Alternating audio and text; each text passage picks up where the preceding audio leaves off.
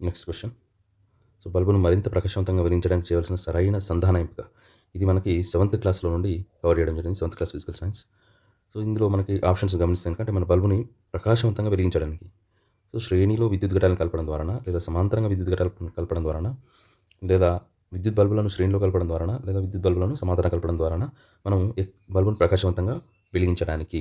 So ఇలా అంటున్నారు కాబట్టి ఆప్షన్స్ మనం చూస్తే కనుక ఒకసారి ఇది కన్‌ఫ్యూజ్ అయ్యే అవకాశం ఎక్కువ ఉంటుంది. క్వెషన్ సింపుల్ క్వెషనే కానీ ఇక్కడ ఏంటంటే మనం ఘటాలను కలిపితే వస్తుందా? లేదా బల్బుల్ని కలిపితే వస్తుందా?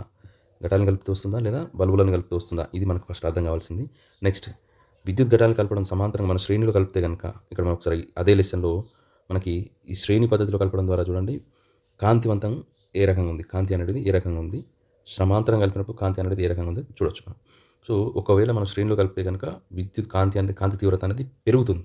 ఎందుకంటే ఇక్కడ దీని వోల్టేజ్ అనేది పెరుగుతూ పోతుంది కాబట్టి కాంతి తీవ్రత అనేది పెరుగుతుంది. అలానే సమాంతరం కలిపితే మాత్రం వోల్టేజ్‌లో మార్పు ఉండదు కాబట్టి కాంతి తీవ్రతలో మార్పు అనేది ఉండదు. చూడండి ఇక్కడ 3, 4 ఘటాలను కలిపితే బల్బు మరింత ప్రకాశవంతంగా వెలుగుతుంది.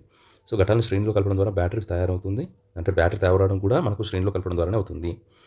సో టార్చ్ లైట్ లాంటి పరికరాల్లో మనం శ్రేణిలో కలపడం ద్వారానే మనం టార్చ్ లైట్‌ని వాడుతున్నాం. కాంతి తీవ్రత ఎక్కువ అవుతుంది కాబట్టి వాడుతున్నాం. సో ఇక్కడ సరైన ఎంపిక ఏమవుతుంది అనంటే శ్రేణిలో విద్యుత్ ఘటాలను కలపడం ద్వారానే మనకు కాంతిని ప్రకాశవంతంగా వెలిగించడానికి సరైన ఎంపిక అవుతుంది. దేనిని శ్రేణిలో కలపాలి?